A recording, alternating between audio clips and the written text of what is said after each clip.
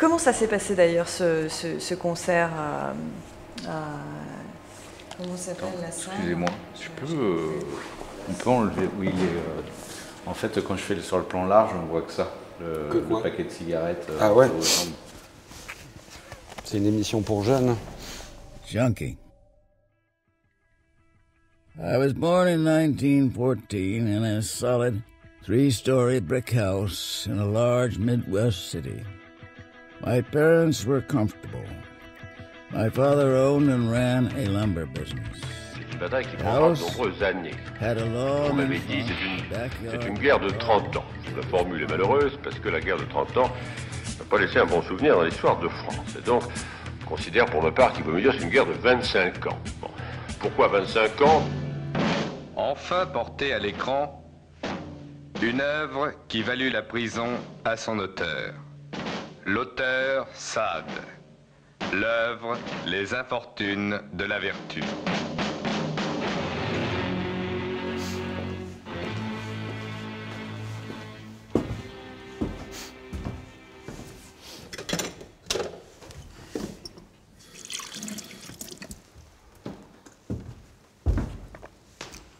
On joue à Paris. Non, si on fait le Golf Drouot au printemps, non?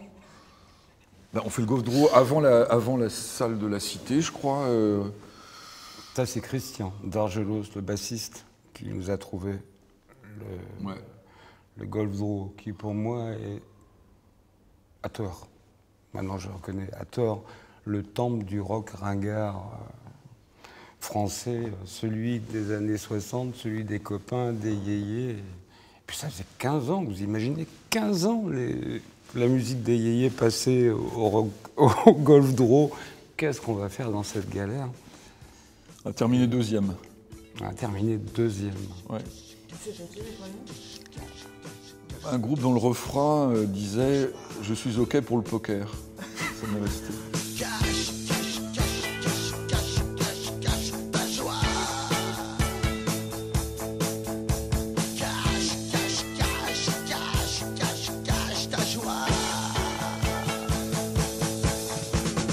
Bonjour monsieur.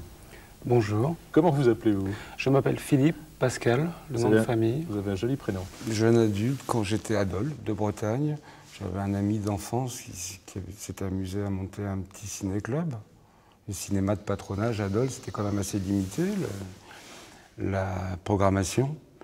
Et on a regardé tous les films qui étaient disponibles dans le catalogue de La Folle, je crois, ça s'appelait. Donc il y avait tous les films muets, tous les films expressionnistes.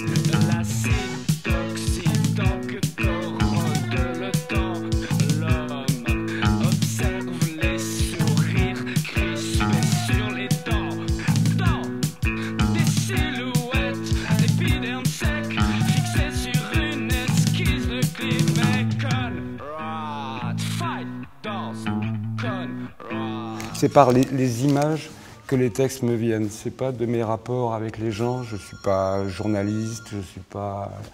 C'est uniquement les images des films, des tableaux que je vois qui me donnent envie d'écrire quelque chose.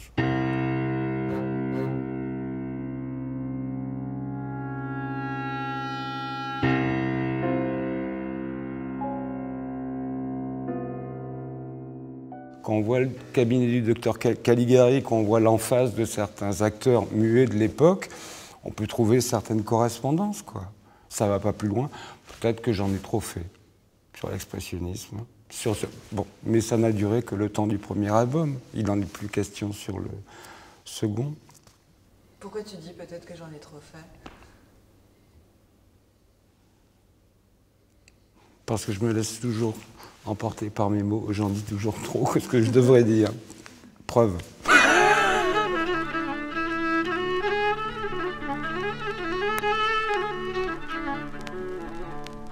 سحرتني بالجمال والشفر القتال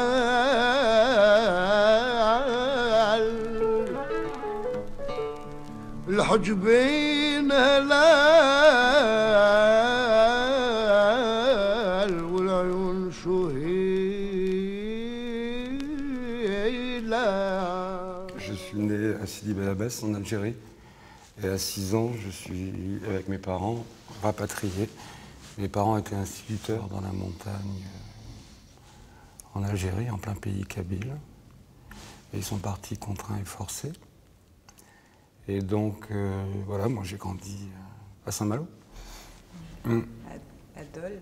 À Dole de Bretagne, oui, absolument.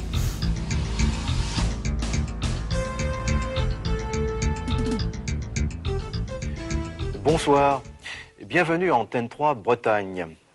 Étrangers, Moyen-Orient, le cheikh Aziz Tarek s'est rendu de la Mecque à Baalbek et en ce moment discute les problèmes intrinsèques à l'ambassade grecque au Koweït. Étrangers, toujours, à Paris, Jacques Chirac a remis un chèque aux jeunes de l'Afrique de l'Essec. Quelques prises de bec pourtant avec des mecs très incorrects de Supélec qui l'ont traité de tête de cake. Bretagne, enfin.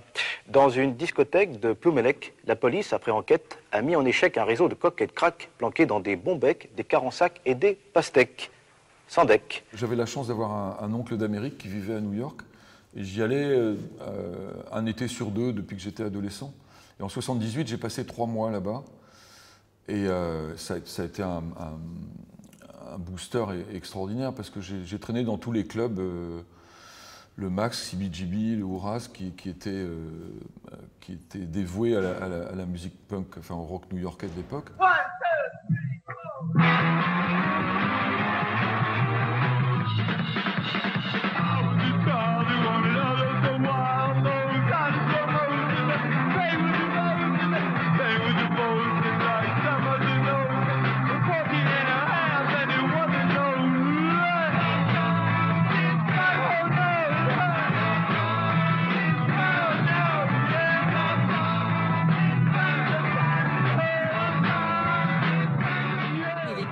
Il est producteur, il a balisé 30 ans d'histoire de notre pays et influencé des générations d'artistes. Son nom, Darcel, Franck Darcel. Et là, je me suis dit, c'est vraiment ça que j'ai envie de faire. Et c'était pas mal parce que j'ai puisé des idées, j'ai regardé un peu des plans de guitare, etc. Parce que dans ces clubs-là, on a les gens sous le nez, quoi. J'avais sympathisé aussi avec le patron du Max et il m'a donné accès aux loges et tout ça. Donc j'étais un gamin et je pouvais aller discuter. Après, il y avait Richard Lloyd de Télévision qui venait boire une bière, et donc d'un coup, c'était Noël tous les jours, enfin toutes les nuits.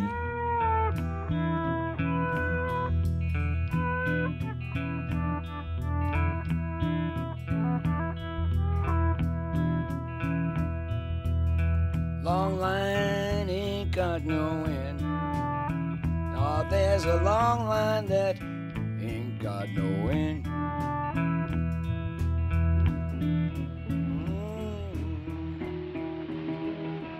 One kind favor asked of you. What is one kind favor asked of you? J'étais un fan total du blues rural des États-Unis, aussi bien du Texas que du Mississippi.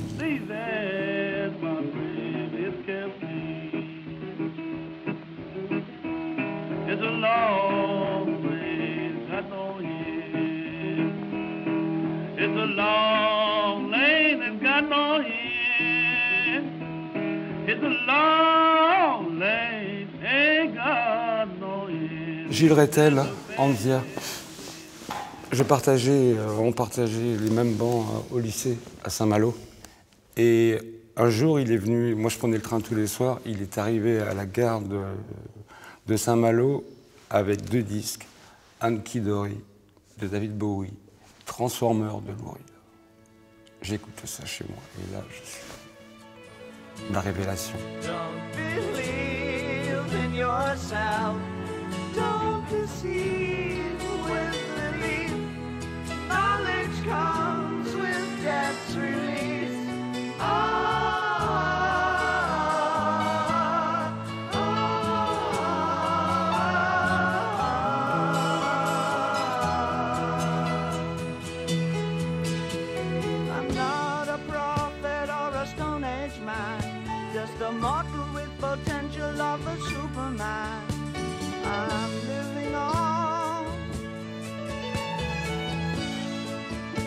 Comment ça s'est passé? Moi, il m'a dit, j'ai vu un chanteur, et Christian qui chantait normalement dans Marquis de Sade, il s'est dit, j'ai vu un chanteur, ça serait bien qu'on le qu'on le récupère parce que Christian se sentait plus l'âme d'un chanteur à ce moment-là. Et je crois qu'il t'a invité à venir nous voir en première partie d'Edem. Absolument. Absolument. Mais par contre, j'ai pas le souvenir qu'on se soit rencontrés. J'ai le souvenir du concert, bien évidemment. Et autant l'Edem, moi, ça m'a ennuyé plutôt qu'autre chose. C'était vraiment un show à Las Vegas, quoi. Would you please welcome one of the best of the punk rock new wave bands, The Damned.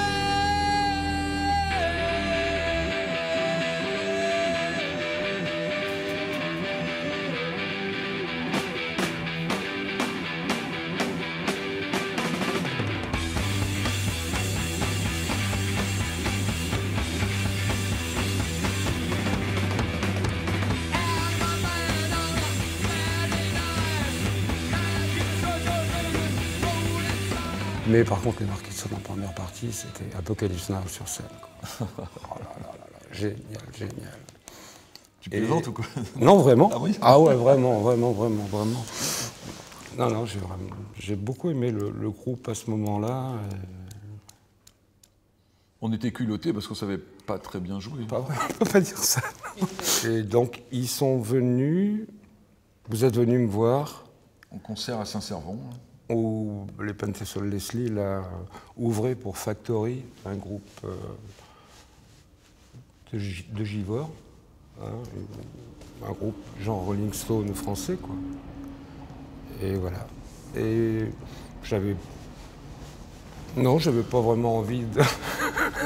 Bon, on a fait une offre d'emploi. Une offre d'emploi, mais bon... Il a réfléchi et puis...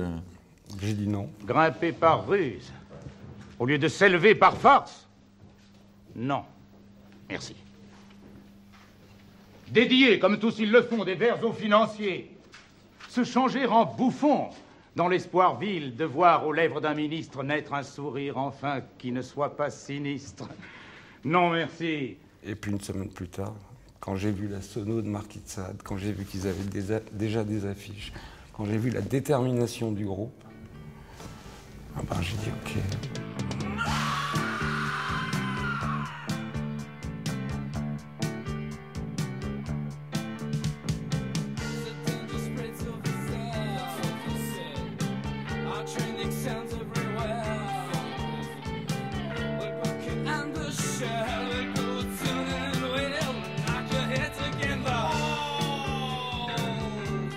Il faut parler aussi à Rennes de l'importance des magasins de disques. Donc il y avait un magasin qui s'appelait Disque 2000, où on s'est tous retrouvés là avec les gens qui ont fondé les Trans après.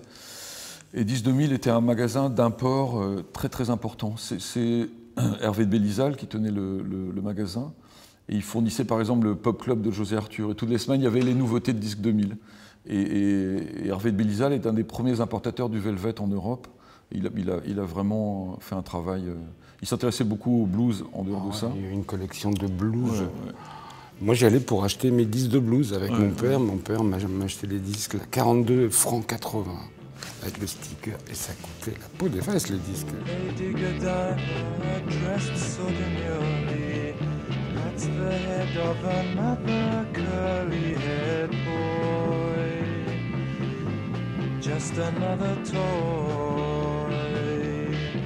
Mais voilà, ce magasin a été important à une époque où les étudiants restaient beaucoup sur les campus. On hésitait à aller en ville parce qu'on trouvait ça trop cher. On ne se sentait pas bien dans le centre-ville de Rennes, d'une certaine manière. Surtout quand on est devenu un peu punk, alors il y avait très peu d'endroits pour nous. Et le magasin de disques, c'était le moment de pouvoir parler, d'évoquer l'idée de faire des groupes. Et ce magasin, donc Disque 2000, a été le centre névralgique d'un peu tout ce qui s'est passé à la fin des années 70. Et c'est aussi le magasin où Hervé Bordier a été vendeur, donc futur cofondateur des Transmusicales. Étienne Daho a été vendeur là également.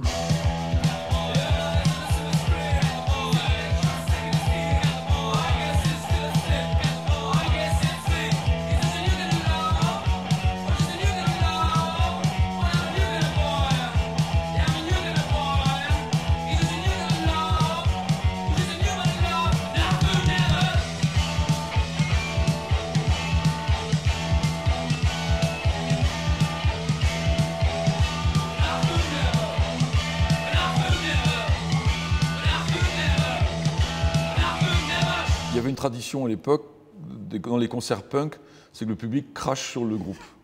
Bon, c'est pas terrible, mais c'était ça. Et le public, les Sex Pistols recrachaient sur le public. C'était une preuve d'amour, sans doute. Mais les canettes pleines, ça fait super mal.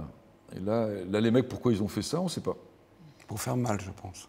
Oui, aussi. Good evening, ladies and gentlemen. We're sure glad to be here in Kokomo tonight. We're the good old Blues Brothers, boys band from Chicago. We sure hope you like our show. I'm Elwood. This is my brother Jake. Well, my temperature's rising and my feet on the floor. Crazy people like the one. Je sortais tous les soirs, quoi. J'étais vraiment un oiseau de nuit. Et assez vite, quand le groupe a commencé à être un peu connu, il y a des gens qui ont eu l'impression qu'on marchait sur leur plate-bande, un petit peu. C'est-à-dire qu'on a commencé à convoiter des jolies bourgeoises rennaises qui étaient un peu liées à un autre clan, on va dire. Enfin, nous commencions à désespérer. Il y avait tellement de voitures, on ne pouvait pas savoir. Nous avons failli commencer sans vous. Oh ben vous auriez dû. Oh, vous plaisantez, voyons. Vous connaissez Madame Calmette, hein? Bonjour, madame. Bonjour. Et là, il a commencé à avoir des problèmes, mais avec des gens qui étaient relativement violents. Et comme nous, on ne pratiquait pas spécialement les sports de combat, j'ai fait venir à quelques reprises des amis, pas dont c'est le métier, mais enfin, qui aiment ça. Et ça a permis de cliner un peu autour de nous et d'être tranquille.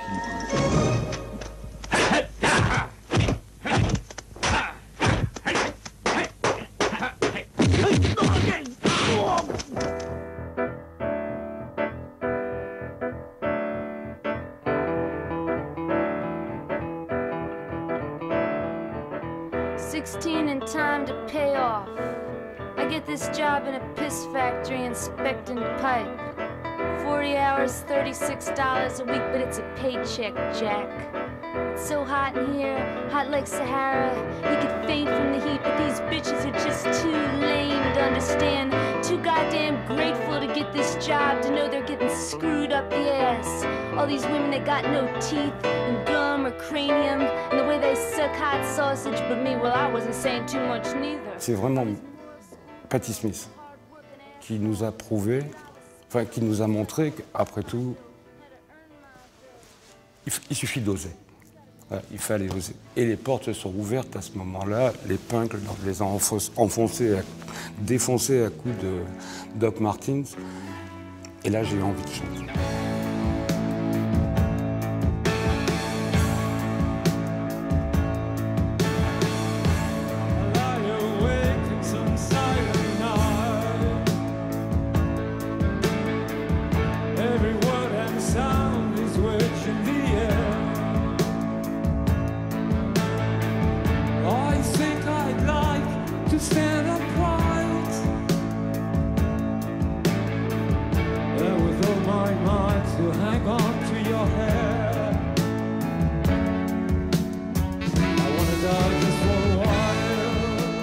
Moi, je m'appelle Stéphane, Stéphane Loyant, de Dole de Bretagne. Donc, Dole de Bretagne, c'est aussi une ville que connaît bien Philippe Pascal parce que son père a été instituteur et son père a été mon instituteur quand j'étais en CE1. Voilà, petite anecdote, mon papa était coiffeur et a coupé souvent les cheveux à Philippe. Big. Papa avait la particularité d'avoir un gel cosmétique que Philippe ne trouvait nulle part ailleurs. Absolument. Des frères Gallet, Pierre... Oh, je ne sais plus exactement, je crois que c'est le gel de Pierre Gallet, un truc comme ça, ouais, effectivement. Et j'allais régulièrement à Dole uniquement pour m'acheter le gel. It's nice and sharp. Now, as I begin the clipping, and I bring the clippers closer to your ear, very close to the right ear.